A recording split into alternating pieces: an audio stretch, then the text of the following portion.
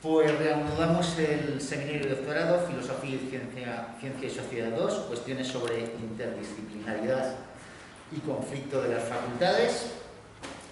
Y bueno, yo antes de presentar a los ponentes, no me resisto a compartir con vosotros una información que me envió un estudiante de grado. Hace unos días. Él me envió un enlace, horrorizado, yo también, me quedé absolutamente horrorizado cuando lo leí, de Universia. Ya sabéis que Universia, bueno, pues es una página donde se da información sobre las universidades y todo este tipo de cosas. Entonces, el enlace daba una página que se titulaba Cómo ser profesor universitario en España, ¿no? Y te contaba un poco, bueno, pues los pasos que tienes que seguir, tienes que hacer el doctorado, pues tienes que acreditar, hasta ahí más o menos bien. Lo que contaba simplemente se ajusta a la legislación actual y no entrañaba ningún estupor. Pero el sexto punto, el último punto, se titulaba Estrategias para gestionar mejor el tiempo si eres profesor. Y es ahí donde yo ya me quedé totalmente loco cuando leí lo que vi en esa página. Voy a leer un poquito eso porque es que merece la pena. Según un estudio de la Universidad Estatal de Boise, los profesores universitarios dedican más tiempo a reuniones y a revisar el correo que a la enseñanza o a la investigación. Esto es un hecho, y además parece que es un hecho que se asume como derecho y que tiene que continuar así por mucho tiempo. Entonces, dado ese hecho, es decir, que los profesores universitarios dedican más tiempo a reuniones y a revisar el correo que a la enseñanza y a la investigación, la pregunta es, ¿sabes cómo puedes administrar mejor tu tiempo? Tu tiempo como profesor universitario. Y entonces, es una pena que no hayamos podido explicar esto. Salen aquí una serie de imágenes donde aparece un profesor, pues, vestido de una manera, pues eso, muy casual, muy jovial, no sé qué tal, sentado en el metro, donde, de lo que se trata básicamente es aprovecha los viajes, ahorra tiempo utilizando el móvil o la tablet para revisar el correo y organizar tu jornada. Solamente les ha faltado decir, aprovecha ese tiempo también para estudiar y preparar tu clase. ¿Cuál sería? Otra estrategia de gestión del tiempo es usa la mensajería instantánea. Testear suele ser más rápido, conciso y directo que el correo electrónico. Así que intenta utilizarlo para contactar con tus compañeros y alumnos. El siguiente ítem es pasa lista de manera automática. El siguiente es utiliza test autocorregibles. Luego, invierte la clase, ¿no? Me ha comentado José Ramón que conocía ese método de la inversión de la clase, yo la verdad es que no. Invierte la clase. ¿Conoces el método del aula invertida? Optimiza el tiempo dedicando a la clase a resolver las dudas y a poner en práctica el temario que los alumnos ya han leído en casa. Y luego, finalmente, ya me quedé totalmente horrorizado cuando finalmente se dice fomenta el aprendizaje en grupo. Si propones actividades grupales para tus clases, tendrás algo más de tiempo, para contestar correos y tener reuniones, etcétera. Si propones actividades grupales para tus clases, tendrás algo más de tiempo durante el día y fomentarás la colaboración entre alumnos y la resolución del problema. Bueno, quiero decir que esta es la medida, este es el criterio de medida de la Universidad Española y bueno, yo ahora solamente espero que los ponentes que van a intervenir ahora mismo, bueno, pues desde esos gigantes que son Hegel, en el caso de Antonio, ahora le presentaré, como Hannah Arendt, lectora de Kant, nos digan algo al respecto de la educación.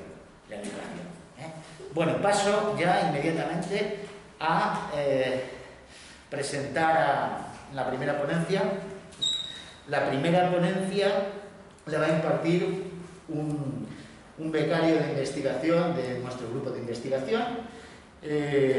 Trabaja en el marco de nuestro proyecto de investigación y hace una tesis que ya tengo el placer de dirigir sobre Hannah Arendt. El título de su tesis es Juicio e Historia, apropiación y crítica de la lectura arenciana de la filosofía política de Kant.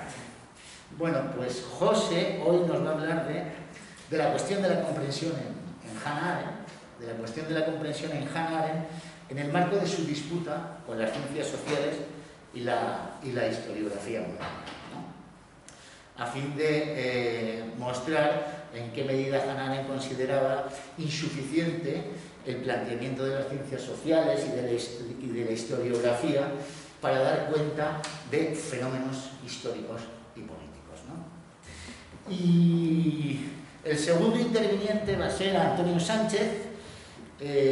Antonio es también doctorando, es doctorando de otro de los miembros de nuestro grupo de investigación, de María José Callejo, y realiza una tesis sobre sistema e institución en Hegel y Kant.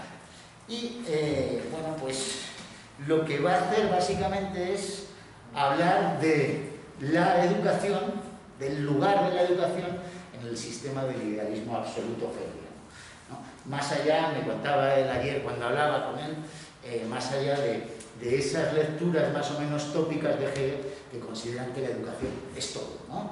En el marco de la formación del espíritu, de la fenomenología del espíritu. No, pues la educación tiene su lugar en el sistema, habrá que ver qué es el sistema, me imagino que lo hará con un encuentro de la mano de la enciclopedia, y desde luego en íntima relación con la filosofía del derecho, Y dicho esto, pues yo ya me callo y doy la palabra a José Ramón Suárez.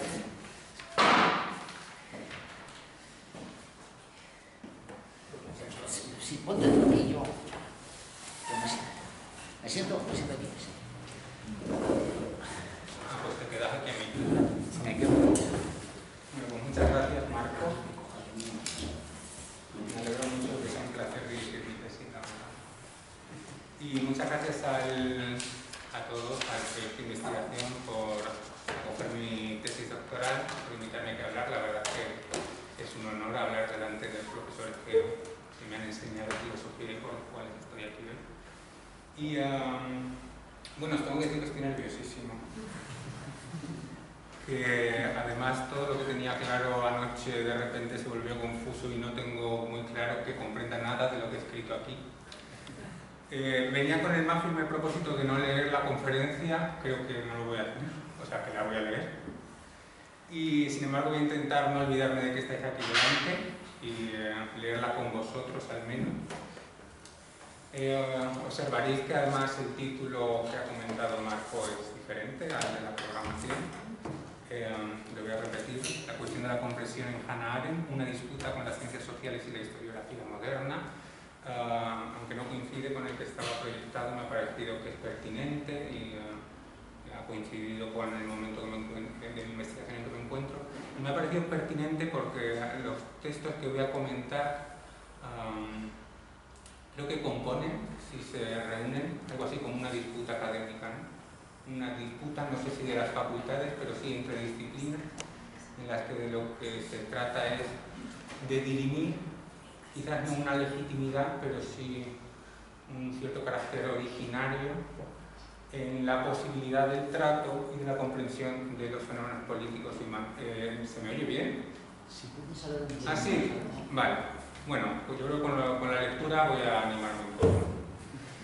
Entonces, en mi intervención voy a recorrer una serie de textos que corresponden a los años 1953-54. Son textos escritos justo después de la publicación de Los orígenes del totalitarismo. En general se trata de reseñas que comentan el trabajo de dos autores, sociólogos e historiadores, y réplicas, también de réplicas en las cuales Arendt responde a las críticas recibidas por parte de algunos colegas.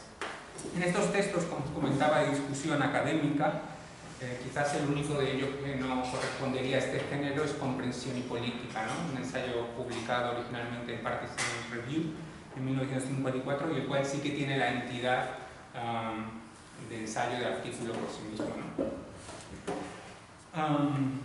Estas discusiones resultan inseparables, por tanto, de los esfuerzos de Arendt por comprender el fenómeno totalitario en su primera gran obra, y en general inseparables también de las perplejidades que enfrentó a la hora de abordar la comprensión de los fenómenos políticos de su tiempo, así como de la extrañeza que suscitó su propia propuesta teórica, herética a ojos de la ortodoxia historiográfica de su tiempo y carente de rigor a los ojos de un ambiente intelectual que se caracterizaba por la inquietud por la cuestión del método en las ciencias humanas. Por ello, todo ello se concretó en múltiples críticas arrojadas contra el trabajo arendtiano, bajo la idea de que este carecía de todo rigor metodológico. No sé si conocéis algunos comentarios al respecto de la obra de Arendt, de, por ejemplo, Isaiah Berlin, que decía que solo encontraba asociaciones imaginativas en el trabajo de Arendt, ¿no? Absoluta ausencia de razonamiento. Pero en esta ocasión no voy a desarrollar estas críticas. Tampoco voy a detenerme a considerar la propuesta concreta de Arendt en los orígenes del totalitarismo. Mi lectura de esta serie de textos, ya os digo que son muchos, por citar algunos, se encuentran la mayoría de ellos en estos dos volúmenes de ensayos de comprensión, de 1930 a 1954 y de 1953 al 75, el volumen segundo. Se tratan, por ejemplo, de filosofía y sociología, una reseña a ideología y utopía del sociólogo Karl Mannheim, también de religión y política, en la cual discute con una cierta rama de la historiografía que identifica las ideologías modernas con religiones seculares. También se trata de una réplica a Erich Voegelin, en la cual la propia Arendt contesta a la crítica que este intelectual hizo de los orígenes del totalitarismo, o de las técnicas de las ciencias sociales y los campos de concentración. Bueno, en esta serie de textos Arendt parte de la hipótesis de que a lo largo de los mismos, en mi lectura parte de la hipótesis de que a lo largo de los mismos y al hilo de la disputa que Arendt mantiene con distintos miembros de la academia, principalmente, como he dicho, sociólogos e historiadores, de lo que se trataría es, de un modo quizá disperso y poco sistemático, que yo intentaré sistematizar, de poner orden entre las pretensiones de distintas disciplinas científicas de contribuir a la apropiada comprensión de los fenómenos políticos e históricos de su tiempo.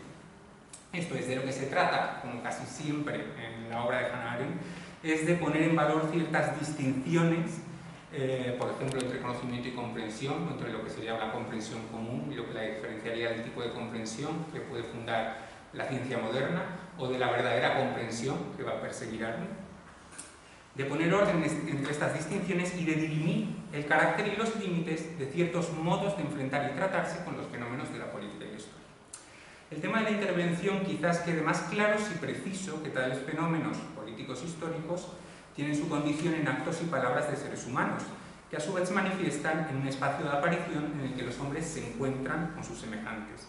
Estos actos y palabras se encuentran con los de otros hombres, formando lo que Arendt denomina la esfera de los asuntos humanos, una trama de relaciones humanas que produce, dice Arendt, en la condición humana historias, con o sin intención, de manera tan natural como la fabricación produce cosas. Y en ocasiones estas historias precipitan en la grandeza de lo que llamamos un acontecimiento. Son estas historias las que más tarde pueden registrarse y reificarse en el relato del historiador. Pues bien, tales fenómenos y los acontecimientos en que pueden desembocar suponen un problema para la comprensión. En el planteamiento arendtiano, la dificultad de comprender no se deriva desde luego de la voluntad de alcanzar una cierta objetividad, que parecería negada a las ciencias del espíritu. Las dificultades de la comprensión más bien tienen que ver con la naturaleza de los asuntos humanos, como fenómenos que encuentran su condición última en la facultad humana de actuar, lo cual, en el espacio común de las apariencias, se manifiesta en el hecho de que toda acción política ostenta siempre una visible cualidad de novedad, el cual corresponde, por extensión, a todo acontecimiento histórico, a cuya naturaleza corresponden las notas de novedad y, en ocasiones, originalidad. A diferencia de los fenómenos naturales, los cuales se caracterizan siempre por una cierta recurrencia. El tema de mi intervención podría resumirse, y lo veremos más adelante, en la siguiente pregunta. ¿Cuáles son las condiciones de la comprensión cuando de lo que se trata es de comprender fenómenos que por su misma naturaleza carecen de precedentes? ¿Qué significa comprender para un ser, el hombre, al que por su propia condición de ser libre le ha sido dado introducir y padecer novedad en el mundo que comparte con otros? Bueno, Para empezar voy a situar estas disputas y esta inquietud acerca de la comprensión en lo que Arendt denomina, según el contexto, la ruptura del hilo de la tradición, la precariedad de las condiciones modernas de comprensión, etc. Más adelante me referiré a la disputa particular y a la discusión de Arendt con respecto a las ciencias sociales realmente, con respecto a la sociología, no porque no se refiera en ocasiones también a la psicología o a la economía, pero lo cierto es que no sé por qué no las toma muy en serio. Sí tengo una cierta intuición de por qué no se toma muy en serio la psicología. Entiende Arendt que mientras que la sociología todavía aún intenta subsumir los fenómenos humanos bajo categorías mundanas, extraídas ellas mismas del mundo, la psicología, sin embargo, trataría de comprenderlos o de subsumirlos bajo categorías psicológicas que pertenecen a la vida interior del individuo, lo cual simplemente le resulta absurdo y no dedica muchos esfuerzos a discutir este proceso. Entonces, como os digo, expondré la controversia de Arendt con respecto a la sociología, fundamentalmente. Más adelante, con respecto a una determinada historiografía que se pretende científica. Y por último, intentaré esbozar lo que es la propuesta de Arendt en estos años en el modo de poder salir de esta coyuntura, de esta precariedad de la comprensión, propuesta que realmente esboza lo que será un planteamiento mucho más sistemático y mejor articulado en el pensamiento posterior de Arendt. Un planteamiento que reconoceréis en ciertas notas porque se trataría de lo que será en la última propuesta de la autora la articulación entre la recuperación del juicio reflexionante, el uso del juicio reflexionante, y el pensamiento como purgador de ciertos clichés o prejuicios que impedirían la consideración de los fenómenos en su carácter original. Aquí eso aparece esbozado, por así decirlo, todo ello bajo la categoría de comprensión de la que os estoy hablando. Bueno, lo vais a reconocer en cuanto lo veamos. De modo que vamos en primer lugar a caracterizar esa situación paradójica de la comprensión a la que se refiere Arendt. Arendt repite a menudo, y lo habréis escuchado en diversas ocasiones, que la irrupción del totalitarismo, el acontecimiento mismo, el fenómeno que intentamos comprender, nos ha privado, y la repito en Comprensión y Política, de nuestras herramientas tradicionales de comprensión. Es decir, la comprensión por ahora tiene herramientas. Con herramientas de comprensión, Arendt se refiere a las normas, categorías y unidades de medida que de ordinario orientan nuestro trato con el mundo. Quiero decir que de ordinario, es decir, ya en la experiencia más cotidiana, y precisamente porque es cotidiana, nos valemos siempre de un acervo de prejuicios y costumbres que nos eximen del agotador esfuerzo que supondría juzgar cada ocasión en su particularidad. Quiero decir también que estas herramientas sean tradicionales significa que heredamos este saber de nuestros antepasados a través de la tradición, de forma que, mediante esta continuidad, el pasado iluminaría el futuro. A este acervo se refiere Arendt en Comprensión y Política con el término sentido común, en un significado bien diferente al que adquirirá en su obra posterior. Por sentido común entendería esa parte de la mente y esa porción de la sabiduría heredada que todos los hombres tienen en común en cualquier civilización. Desde esta consideración, la comprensión es solo, por tanto, la subsunción de un caso particular bajo una regla general, la norma, categoría o costumbre, con la cual contamos ya de antemano.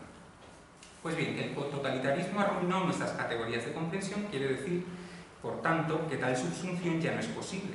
Es decir, que dada la terrible originalidad del fenómeno, este ya no era comprensible desde ese acervo de sabiduría heredado, y que todavía no disponemos de normas o categorías que puedan subsumir.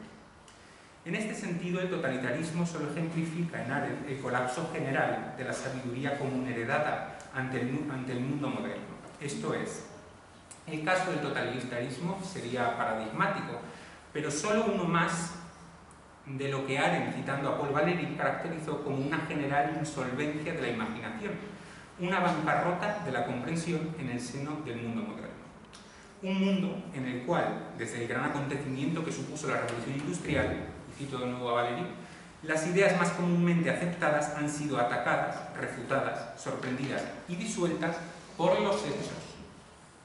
La cuestión es que, visto desde las categorías legadas por la tradición, este mundo moderno parecería algo así como un mundo al revés, esto es, un mundo en el que reinaría una general desorientación.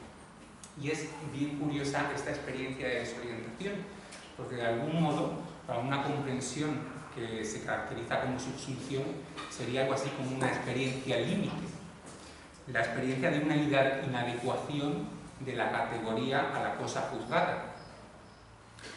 Claro, solo porque se da esta inadecuación, solo porque tenemos esta experiencia de sinsentido, digamos, pueden aflorar en la experiencia común, puede aflorar como una necesidad en la verdadera comprensión, el esfuerzo de la verdadera comprensión, ¿no?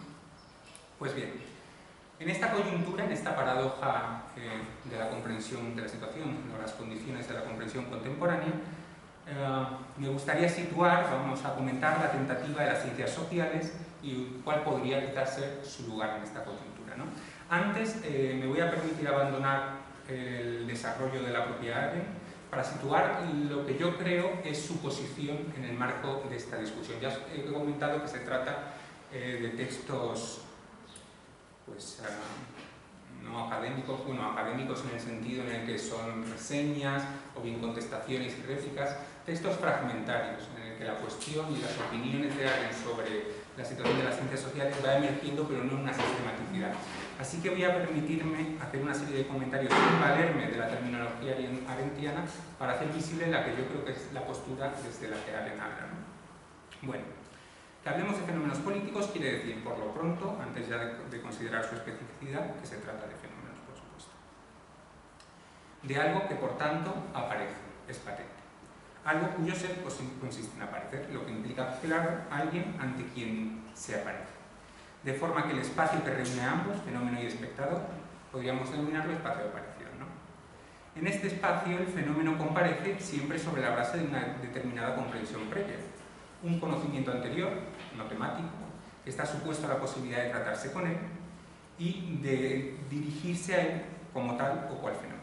Pues bien, según lo dicho, vamos a distinguir una determinada posibilidad o una determinada actitud que podemos, en este marco del espacio de aparición, asumir frente a los fenómenos.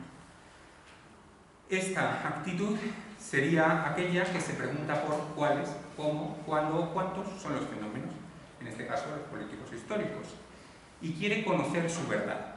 Este es el modo de preguntar que corresponde a la ciencia, y es asumido por el hombre en tanto que científico. Y si tiene éxito, al hacerlo, produce resultados concretos y estables que llamamos conocimiento y que pasan a engrosar ese mundo de las apariencias, ese mundo compartido, ¿no? Pues bien, me gustaría dejar claro cuál es la relación posible, la relación que yo creo, o el lugar desde el que piensa en la relación de esta posibilidad concreta a la ciencia con respecto a esa comprensión que regía, que nos orientaba en el espacio original de aparición, ¿no? La comprensión sería de algún modo siempre anterior con respecto al conocimiento, ¿no? Y esta anterioridad se podía entender de dos formas.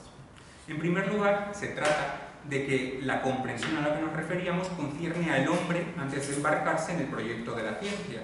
Por tanto, al hombre en tanto está vivo y se encuentra en el mundo que comparte, antes de todo proyecto científico, con otros hombres.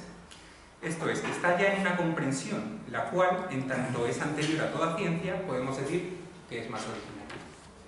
Ahora, hay una segunda forma de pensar esta anterioridad de la comprensión con respecto a la ciencia. En segundo lugar, toda ciencia se conduce ya siempre sobre la base de una determinada comprensión previa de los fenómenos que trata, según la cual se relaciona y trata con ellos, ¿no? Esto no significa que toda comprensión esté necesariamente referida a una ciencia, pero sí que toda ciencia, para tratar con sus objetos, debe presuponer una cierta comprensión, ¿no? Pues bien, según lo dicho, de lo que se trata en la disputa que mantiene Arendt con las ciencias sociales y la historiografía científica, al menos desde aquí yo lo pienso y creo que piensa ella, es de que el conocimiento proporcionado por una ciencia, por una investigación que persigue la verdad de los fenómenos y que produce el hombre en tanto científico, tanto más significativo será para el hombre en tanto que hombre, cuanto más genuinamente opere su concepción metodológica. ¿Qué significa operar más genuinamente la concepción metodológica? Esto es, cuanto más arraigada esté en el espacio original en el cual comparecen los fenómenos que estudia, que determina, espacio que determina, el sentido original de estas cosas. Esto es, que a la hora de abordar el conocimiento de los fenómenos políticos e históricos, no se debiera quizás tratar de responder a las exigencias de un cierto ideal científico o metodológico establecido según ciertas disciplinas ya dadas, sino que más bien al contrario, de lo que se trataría es de considerar los fenómenos a partir de las necesidades y formas de tratamiento exigidos por las cosas mismas, tal como aparecen en su marco original. Bueno, voy a pasar a comentar, ahora sí, leyendo los textos de Arendt, el retrato, por así decirlo, de la situación epistemológica y la situación con respecto a la comprensión de las ciencias sociales, en particular la sociología. Pues bien, ante la precariedad de las condiciones de la comprensión contemporáneas, podría quizás resultar tentado buscar una salida en la investigación organizada. Podríamos pensar que la investigación organizada puede dar lugar a la comprensión, en particular del totalitarismo, y en general de los fenómenos de la política o de la historia. Que corresponde a los esfuerzos de las ciencias sociales y la historiografía arrojar nueva luz sobre tales fenómenos. Estos son, digamos, ideas, ¿no?, subyacen al panorama intelectual en el cual se mueve Arendt. Que las ciencias sociales, como disciplinas propiamente científicas, aportarían al estudio de los asuntos humanos la precisión y el carácter metódico propios de las ciencias naturales. De esta consideración científica de los asuntos humanos podría resultar una representación objetiva de los mismos, más allá de la subjetividad de la comprensión del sentido común que orienta la experiencia cotidiana. Esta tentativa, dice Arendt, es tan plausible como errónea. Pues bien, la objetividad de toda ciencia en general es un punto de vista que puede ser adoptado por el hombre, como hemos dicho ya antes, que tiene la posibilidad de mirar al mundo como científico. Su adopción implica la aceptación de ciertos supuestos sobre bajo qué condiciones será algo considerado como objeto de estudio. Estas condiciones, en el caso de las ciencias sociales y más extensamente del proyecto de la ciencia moderna del cual estas surgieron, ocupan el lugar de la comprensión común que en nuestra experiencia cotidiana del mundo, en el espacio de aparición al que nos referíamos, orientaban nuestro trato con los fenómenos e implican, por tanto, y esto es importante, una distancia respecto del espacio de aparición en que encontramos habitualmente los fenómenos que estas ciencias pretenden estudiar. Pues bien, en la adopción de esta distancia los fenómenos son traídos ante el científico y son tomados así como objetos de la representación. Que los fenómenos son traídos a la representación significa que ellos se hacen completamente visibles en su objetividad para el conocimiento. En dicha completa visibilidad se concreta una cierta disponibilidad, y esta disponibilidad implica, a su vez, un poder sobre el objeto que así se conoce. Por eso, dice Arendt, esto significa que nuestro poder sobre las cosas crece en proporción a nuestra distancia con respecto a ellas. Esto lo dice en el punto de Arquímedes, ¿no? Así, por tanto, la sociología, al enfrentar el conjunto de los fenómenos políticos e históricos, asume previamente un particular punto de vista por el cual, dice Arendt, cito, se centra en los roles funcionales en sí mismos, convirtiendo así a la sociedad en el absoluto al cual todo fenómeno es referido. Esto es, dice más adelante, la asunción subyacente puede resumirse en una frase: todo tiene una función y su esencia es la misma que la del rol funcional que le ha tocado desempeñar. Esto es, de ahora en adelante todo fenómeno será considerado bajo la categoría de funcionalidad y referido por ella a su lugar dentro del todo de la sociedad. Bajo estas condiciones, los asuntos humanos son representados y ordenados en el espacio de la objetividad de la sociología. El correlato de esta objetividad, por supuesto, sería su correspondiente subjetividad, esto es, el carácter perspectivista o meramente ilusorio de todo aquello que no se ajusta a la estrechez de las categorías y el carácter mesurable, la exigencia mesurable, de los datos que guían el trato de la sociología con su objeto. Esto explica, dice Arendt, de un lado, que el científico social desestime como algo meramente superficial todo testimonio o autocomprensión de los agentes o testigos que participan de los fenómenos que él trata de conocer.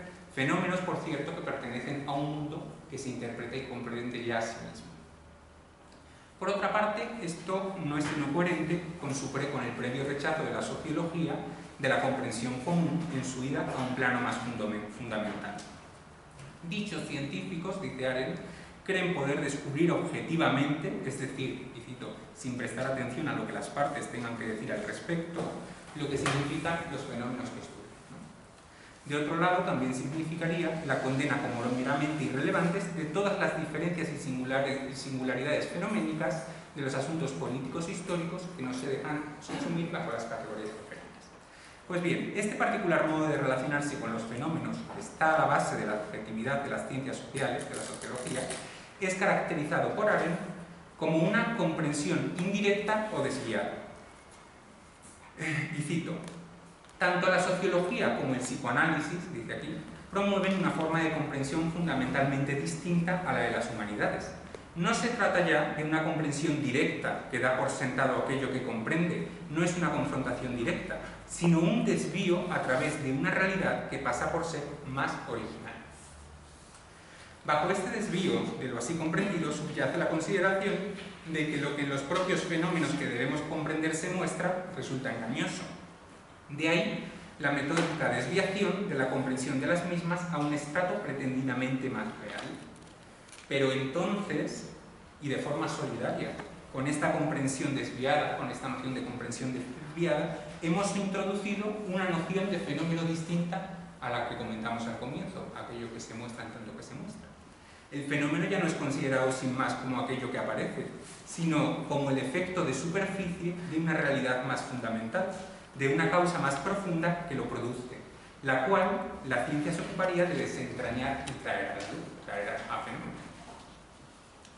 Solo por ello puede la objetividad de las ciencias sociales sostenerse sobre una comprensión que renuncia a enfrentarse a los fenómenos en su singularidad, bajo la pretensión de alcanzar su verdad en un estrato más fundamental, ¿no?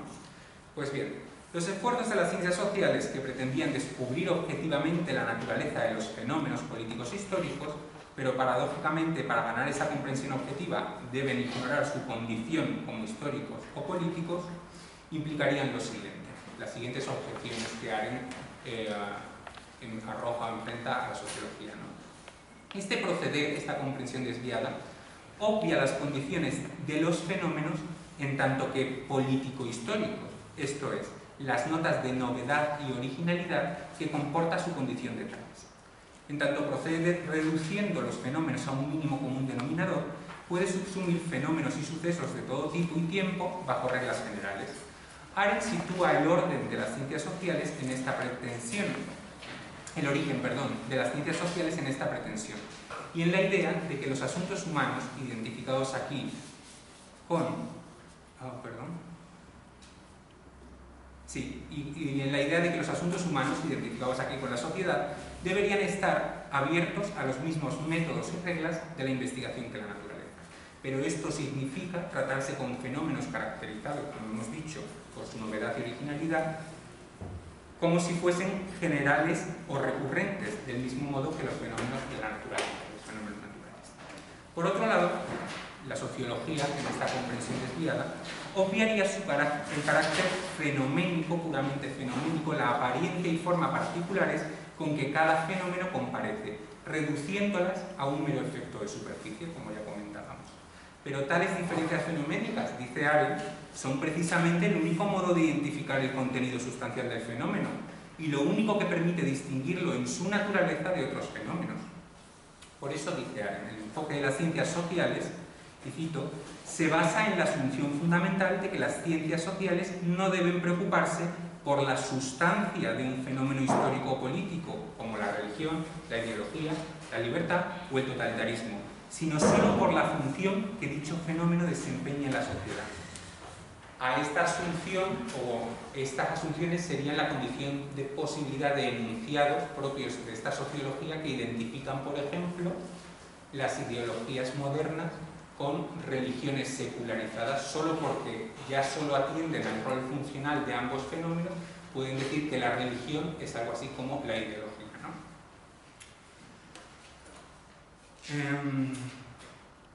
Pues bien, con este proceder, lo que acontecería en las ciencias sociales, en la sociología, sería la destrucción de las mismas distinciones vagamente sentidas por la comprensión común y que son inherentes a nuestro lenguaje cotidiano, distinciones que supuestamente las indagaciones científicas deberían precisar e iluminar. Este gesto, por tanto, según Arendt, falsea la condición misma de aquello que trata de comprender. Y concluye: si dos cosas distintas desempeñasen el mismo rol funcional, me seguirían pareciendo distintas. Del mismo modo que si uso el tacón de mi zapato para poner un clavo en la pared, me seguiría pareciendo distinto de un marco. Pues bien, por último, y con esto concluyo el comentario con respecto a la sociología, en este gesto de la comprensión desviada que inaugura el proceder de las ciencias sociales, a este gesto correspondería una cierta pérdida de significatividad, ¿no? Con el gesto fundamental de desprecio de la comprensión común sobre el cual se sostienen las ciencias sociales, del cual parece un eco la consideración como superficial o aparente de todo discurso, autointerpretación o comprensión de los agentes, lo que acontece es que el propio conocimiento que por ella producido se aleja de la comprensión y comparecencia original de los fenómenos, perdiendo así su esencial significatividad para el mundo que el científico, en tanto que hombre, comparte con otros hombres, ¿no? Efectivamente, nos dice Arendt, si el científico, desorientado por su propio trabajo de investigación, empieza a hacerse pasar por un experto en política, y a despreciar la comprensión popular de la que partió, entonces pierde de inmediato el hilo de Ariadna del sentido común, que es el único que le puede guiar de forma segura por el laberinto de sus resultados. Esto pertenece a la comprensión política. Lo que este desprecio olvida es que toda explicación científica de las cosas es posterior a su aparición como fenómenos en el espacio de aparición que en tanto hombres todos compartimos, incluso el científico. O lo que es lo mismo, que solo en virtud de una posibilidad, la de la actitud científica, que ya forma parte de ese mundo común, aparecen las cosas en ese peculiar y secundario modo de presencia al que llamamos objetividad. Esto es, que en tanto la ciencia es tan solo una decisión posible que puedo adoptar, en tanto que me encuentro ya siendo el propio ser como hombre, que en tanto el científico lo es solo en tanto que ya es un hombre, y en tanto tal sigue atado a un mundo común y a ese sentido común que es su única orientación en él mismo, este podrá quizás como científico fundar su búsqueda de la verdad sobre una pretendidamente más fundamental precomprensión y dilucidar las bases que subyacen a las meras apariencias de los fenómenos políticos, pero lo hará al precio de romper el hilo que mantenía unidos sus resultados al suelo del sentido común y los hacía significativos para su experiencia en tanto hombre, ¿no? Paso ahora a comentar la posición de Arendt con respecto a lo que denominamos historiografía científica, que no es más que las corrientes historiográficas fundamentales de su tiempo, que en esa inquietud por el método, por la objetividad perseguida por las ciencias del espíritu, pues había incurrido en la introducción y en la asunción, en la utilización de ciertas categorías, métodos, explicaciones generales que son ajenas a su asunto, ¿no? Arendt se refiere y comenta aquí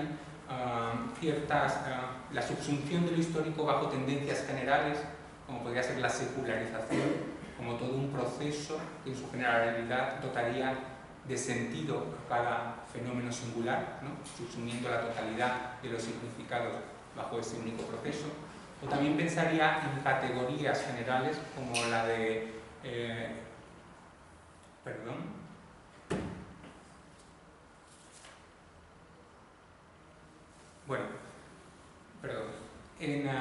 en este comentario frente a la historiografía moderna, lo que para Arendt resulta más flagrante, y en lo que yo voy a centrar mi comentario, es la introducción de la categoría de causalidad dentro del trabajo del historiador, ¿no? Claro, la causalidad, dice Arendt, en las ciencias históricas negaría la propia materia que el historiador estudia. ¿En qué consiste la aplicación de la categoría de causalidad? Consiste en remitir un fenómeno a una causa, implica siempre afirmar su emergencia a partir de unas condiciones previas de acuerdo a una ley general. Esto es, lo que la causalidad afirmaría es que para determinadas condiciones previas sería necesario a partir de ellas el despliegue del fenómeno histórico como su consecuencia necesaria. Esta representación, dice Arendt, falsifica la esencia misma del fenómeno histórico, pues le niega su condición de imprevisibilidad, irrepetibilidad y originalidad, las cuales no son sino el correlato de la libertad humana. Claro, para esta representación de lo histórico bajo la categoría de causalidad, ocurriría algo así, o la historia sería el escenario en el cual, porque ciertas causas operaban en el pasado y por una cierta necesidad, se deriva el acontecimiento como efecto.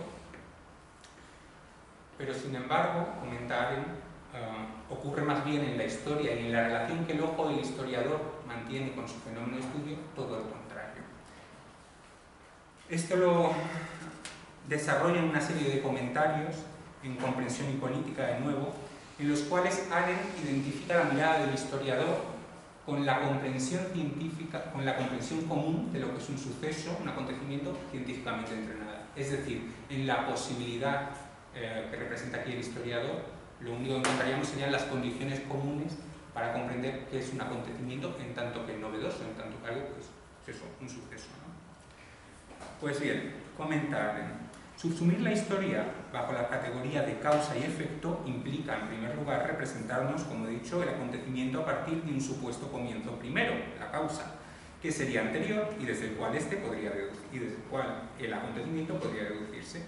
Pero esta representación falsifica el modo en que la historia se muestra a la mirada del historiador, para el cual nunca hay causas previas que desembocan en un suceso, sino más bien al contrario. Solo cuando un gran acontecimiento ha tenido lugar, podemos hacernos la pregunta por lo que ocurrió antes. Esto es el acontecimiento el que con su grandeza o su relevancia ilumina su propio pasado y nunca puede deducirse de este. Solo cuando un acontecimiento lo suficientemente relevante ha tenido lugar, la estructura del mismo fenómeno puede hacer visibles ciertos elementos a partir de los cuales remontarnos y reordenar el caótico indefinido laberinto, y situar de sucesos pasados, que entonces emerge como un relato que es posible contar. Con respecto a esos orígenes, el acontecimiento es siempre comprendido por el historiador, por la comprensión común, como final, ¿no?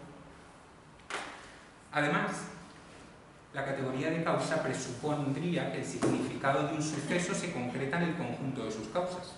La causalidad en historia pretende desviar el significado de todo acontecimiento al conjunto de la totalidad de sus causas, lo cual además resulta imposible de abarcar, ¿no?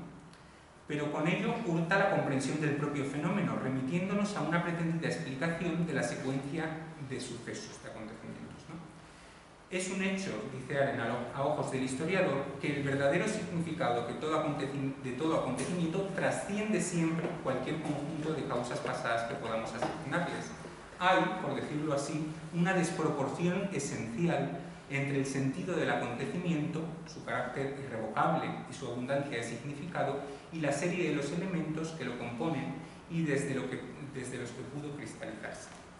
Aquí alude Arendt, como ejemplo, a el carácter terrible, ¿no?, y la abundancia de significado de la Primera Guerra Mundial con respecto a los sucesos que dieron lugar al mismo. Pues bien, después de esta representación tanto de la situación con respecto a la comprensión de la sociología, de las ciencias sociales y la historiografía científica,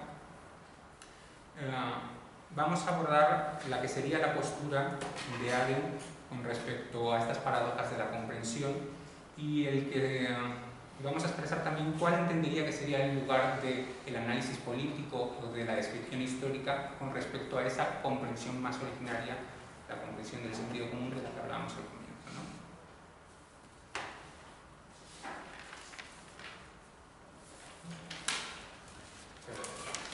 ¿Cómo voy a decirlo? Muy bien.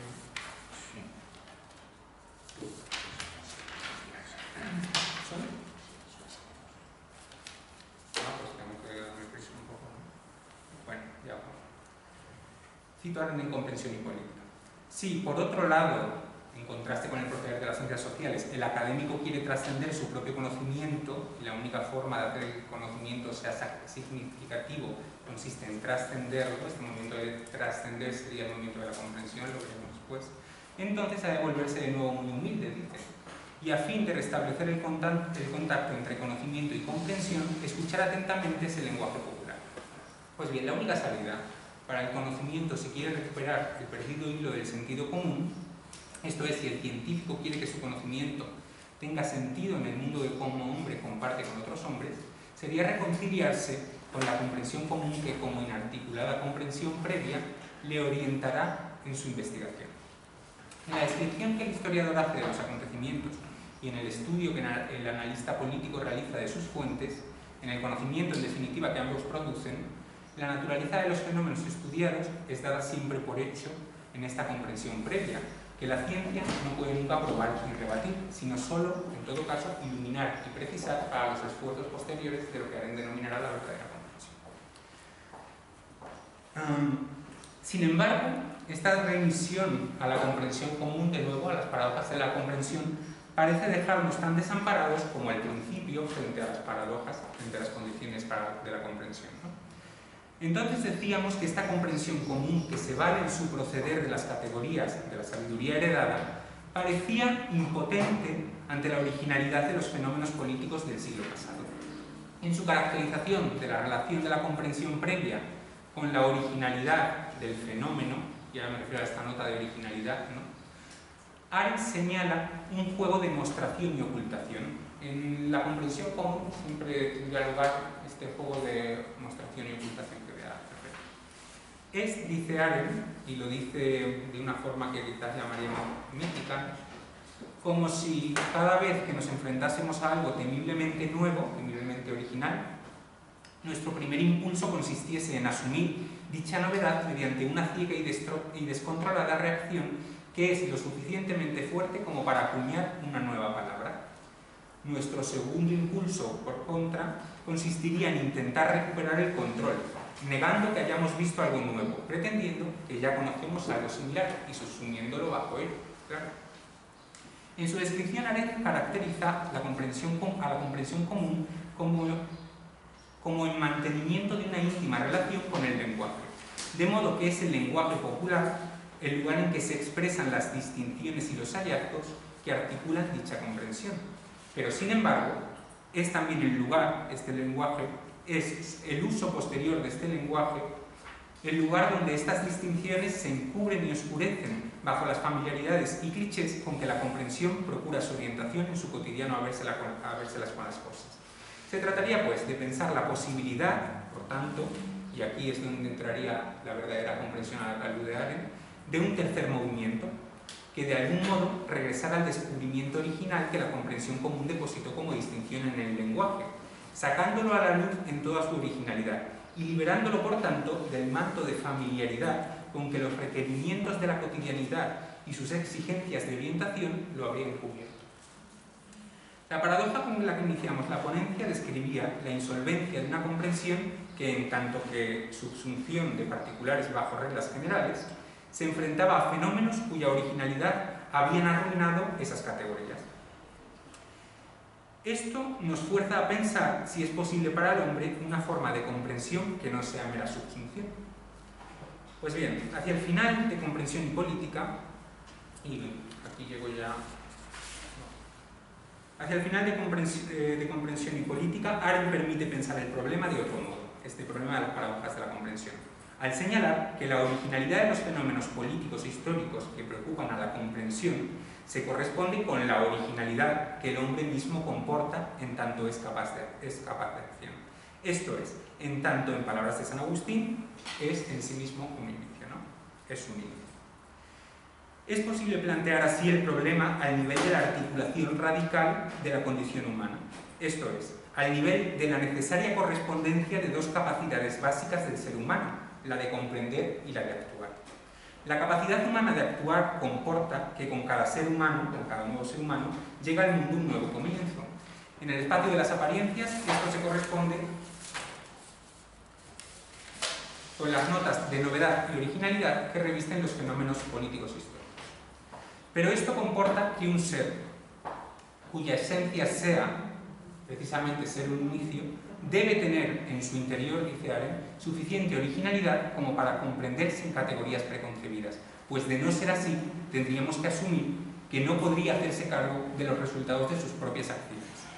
Arendt llega así a la caracterización de la comprensión como la otra cara de la acción, no ya solo en el sentido de que a todo actuar acompañe un previo comprender, sino en el de que solo suponiendo la posibilidad de una originalidad en el ejercicio de la comprensión, los hombres, y cito, que actúan, y no aquellos que están ocupados contemplando cierto curso progresivo fatal de la historia, pueden llegar a asumir lo que ha ocurrido irrevocablemente y reconciliarse con lo que inevitablemente existe. Esto es, esta capacidad de comprender de una forma original que excede la mera subsunción y que Arendt identifica con la verdadera comprensión, está vedada al hombre que en tanto científico se desvía a una comprensión pretendidamente más fundamental. Solo le corresponde a ese mismo científico en tanto que hombre, al que ha de ser posible asumir la carga depositada sobre él por su capacidad de acción y para el que ha de ser soportable vivir con otros hombres que también actúan y con los que comparte un mundo común. Pues bien, voy a finalizar ya solo caracterizando rápidamente lo que Arendt entiende aquí por verdadera comprensión, ¿no? Esta propuesta. Realmente es un esbozo en el propio texto de Arendt, y aunque se pueden reconocer los trazos de propuestas posteriores más sistemáticas, yo me voy a ceñir únicamente a las 3 o 4 notas que da aquí, ¿no? De esta manera, para aquellos que se embarcan en la búsqueda del sentido de los fenómenos políticos, quedan remitidos al propio suelo del mundo común y a la comprensión previa que nos guía en él. La verdadera comprensión, la propuesta de Arendt, se diferenciaría de esa comprensión previa, pero también de la comprensión científica que se desviaba, en que jamás abandona ese descubrimiento original que la comprensión común depositó en el lenguaje. El movimiento de la comprensión verdadera es así caracterizado como un movimiento de explicitación y articulación de lo descubierto en la comprensión común. Y en este sentido, cito a Arendt, puede que no haga más que articular y confirmar lo que la comprensión preliminar presentía ya desde un inicio. Este movimiento es caracterizado por Arendt como un círculo, no vicioso, sino crítico, en cuanto nos permitiría transitar del carácter acrítico que supone y maneja ya ciertas categorías a un carácter crítico, a una purga de estas categorías que impedirían emerger en su novedad de los fenómenos. En tanto círculo, su circularidad no es identificable con ningún círculo vicioso, porque no es de carácter lógico ni busca tampoco un fundamento epistemológico. Solo da cuenta del carácter anticipativo que todo comprender comporta. En cuanto a su carácter crítico, este se concreta en el ejercicio de purga y liberación de supuestos y opiniones no examinadas que revestían el fenómeno de una apariencia de familiaridad. Esta liberación que posibilita la comparecencia del fenómeno al margen de toda engañosa familiaridad, permite a la comprensión, identificada ahora y aquí por Arendt con la facultad de la imaginación, tal y como está en Kant, identificada aquí por Arendt con la facultad de la imaginación, a entablar un diálogo con la densidad particular que envuelve a todas las cosas y sucesos, más allá de las categorías y familiaridades con las cuales los habíamos subsumido. Solo en la insistencia, dice Arendt, en este diálogo con las cosas en su aparecer, confiamos, podrá finalmente manifestarse un destello de la luz de la verdad, o alcanzar algo así como la naturaleza o la esencia de una cosa. Esto es, que en tanto toda definición, toda distinción de la naturaleza de un objeto frente a otro, que pretende decir lo que es una cosa, la determina siempre distinguiéndola de otra, en tanto solo puedo definir lo que es distinto, solo regresando una y otra vez sobre estas distinciones fenoménicas, solo remitiéndonos a la apariencia concreta de los fenómenos, podrá el diálogo que la comprensión entabla con ellos confiar en que finalmente discernirá algo así como una esencia, una naturaleza. Bueno, ya cierro. En este sentido, y para finalizar, la imaginación identificada aquí por Arendt con la comprensión, en tanto facultad de la representación, facultad que permite hacer ausente lo presente y presente lo ausente, nos orientará en este diálogo, porque dice Arendt, y cito, solo la imaginación nos permite ver las cosas en la perspectiva adecuada. Vamos a ver en qué consiste esta perspectiva adecuada y ya finalizaremos. La facultad de imaginar como posibilidad de ver las cosas en la perspectiva adecuada implica que, como facultad de la representación, es propia de ella, dice Arendt, abrir ciertas distancias y tender ciertos puentes en un juego de distanciamiento y proximidad. Esta apertura de distancias de que habla Arendt es la posibilidad de alcanzar el espacio de imparcialidad, dirán otros textos, que consiste en la suspensión de las condiciones privadas que en la experiencia cotidiana condicionan mi juicio. Tal distancia, tal apertura, por tanto, no es otra que la referida por Kant en el primer momento de su analítica del juicio de gusto. Distancia por la cual, en la indiferencia en cuanto a la existencia del fenómeno considerado, que caracteriza mi consideración de la representación, sea la posibilidad de considerar el fenómeno al margen de todo interés, para Arendt, al margen de toda idiosincrasia o carácter privado. Significa, por tanto, que de algún modo en mi consideración del asunto no supongo nada que no pueda suponer en cualquier otro ser humano, ¿no? De otro lado, en esta capacidad de tender puentes referida a la imaginación reconocemos lo que según Kant es la segunda máxima del entendimiento sano común y que Arendt recuperará en sus conferencias sobre la filosofía política de este autor. La máxima del modo ampliado de pensar, la cual manda situarse con el pensamiento en el lugar de cualquier otro, ¿no? Solo así puede la comprensión considerar los fenómenos no solo desde un punto de vista personal y privado, sino también desde un punto de vista, diríamos, general, que para un hombre no puede determinarse sino poniéndose en el punto de vista de los demás hombres con quienes comparten el mundo. Pues bien, y con esto ya cierro. Esta imaginación, como facultad de alejar lo que está demasiado próximo, de modo que podamos entenderlo sin sesgos y prejuicios y acercarnos a aquellas perspectivas que de otro modo nos serían ajenas, es, dice Arendt, la única brújula que tenemos y nos permite orientarnos en un mundo del cual hacemos un lugar habitable y un hogar para el hombre solo en la medida y hasta donde lleguen nuestros esfuerzos de comprensión. Muchas gracias.